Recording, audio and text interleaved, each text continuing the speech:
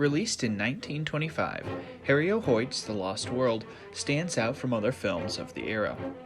Based on Sherlock Holmes creator Sir Arthur Conan Doyle's book of the same name, the Lost World film was tasked with bringing the book's fantastical tale to life on the big screen. Through the use of groundbreaking effects for the era, the film became the first live-action film to depict dinosaurs to the moviegoing public. The Lost World's use of matte paintings, miniature-scaled sets, double exposure, and stop-motion animation set a new standard for special effects in film. While the characters and plot of the film may have been mostly forgotten, The Lost World's advances in special effects still influence many films today.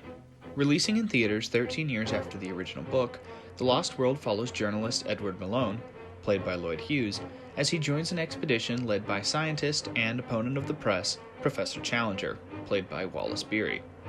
Professor Challenger intends to lead a team back to a small plateau in South America, where he's discovered dinosaurs and other strange creatures during a previous journey. The expedition also serves as a rescue attempt for the father of Paula White, played by Bessie Love, who had been left behind during Challenger's first visit. Upon arriving in South America with a big game hunter, a monkey, and a handful of forgettable characters, the explorers discover a land full of murderous dinosaurs, some less murderous dinosaurs, and an unexplained monkey man who hangs out with a chimpanzee. After some dangerous adventuring on the plateau, a dinosaur is taken to London by Challenger's team, and, in a twist that everyone really should have seen coming, it trashes the city. That's really all you need to know about the plot of The Lost World, because as far as plots go, The Lost World is pretty basic. The film's plot, characters, and overall writing is nothing all that original or special, and it's very clear that the script was not where the film's creative energy was being focused. Instead, Harry O. Hoyt teamed up with stop-motion animator Willis O'Brien to make the film's effects something truly special. The Lost World was the first feature film to utilize stop-motion to create creatures and characters, with the animation team creating a number of posable dinosaurs for the film. These figures were made using a number of new techniques, which later aided in their animation. The dinosaurs began as a metal skeleton called an armature, which utilized a series of ball joints to give more flexibility to the figures.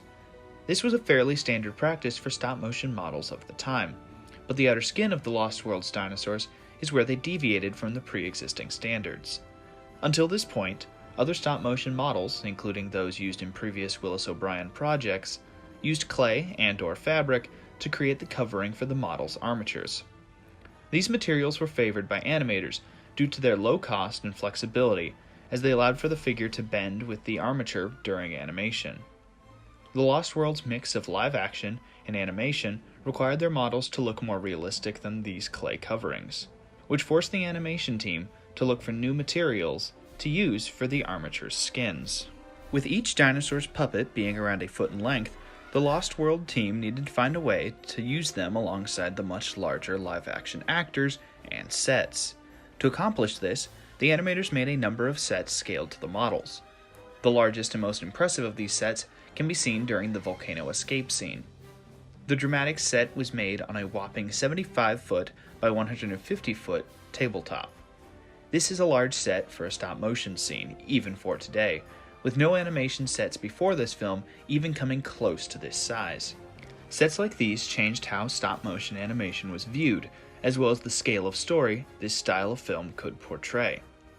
Despite their impressive size, the sets were still far too small to be used alongside the human-scale sets used by the actors.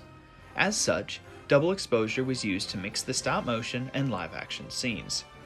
The idea of double exposure is a technique that's been used for centuries in photography, and is used to overlap multiple images by physically layering two separate pieces of film to create a single image. Double exposure was used far more in The Lost World than in most films of the era, allowing the foot-tall puppets to tower over their puny human co-stars. The use of double exposure alongside the film's detailed stop-motion creatures clearly pleased audiences, with even Sir Arthur Conan Doyle enjoying the finished film. As such, other films in the action-adventure genres quickly began attempts to replicate these effects and techniques. One film following in the footsteps of The Lost World was what is probably the most famous of Willis O'Brien's work, the 1933 film King Kong.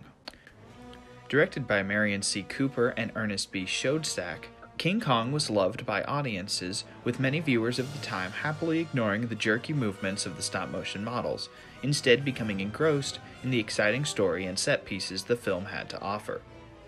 These set pieces were achieved by taking the technologies used in The Lost World and scaling them up in complexity.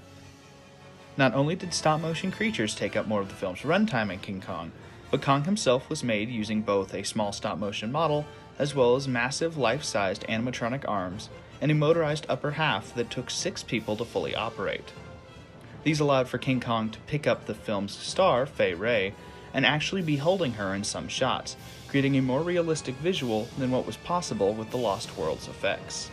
King Kong standing out more in the memory of today's public shouldn't be seen as a detractor to The Lost World's importance. It instead serves as an example of just how quickly The Lost World's visual effects began to shape and inspire the filmmaking of the time. In the following decades, films like 1949's The Mighty Joe Young, another Willis O'Brien project, and 1954's Godzilla continued to advance the technologies used in The Lost World. Godzilla even using them to help convey a powerful message about the dangers of nuclear weaponry, showing that techniques usually used for creating campy adventure films could be used to explore deeper and more serious messages.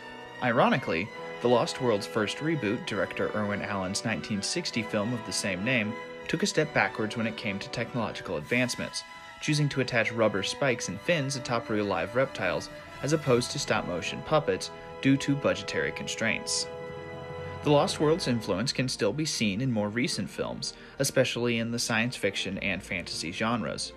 Films like 1984's Gremlins and the original Star Wars trilogy all using techniques introduced in The Lost World, while also implementing new digital technologies to more seamlessly blend the stop-motion creations with a live-action setting. Probably the films most obviously inspired by The Lost World are the movies of the Jurassic Park series, with the second in the franchise even being named The Lost World and sharing many plot points with the 1925 film.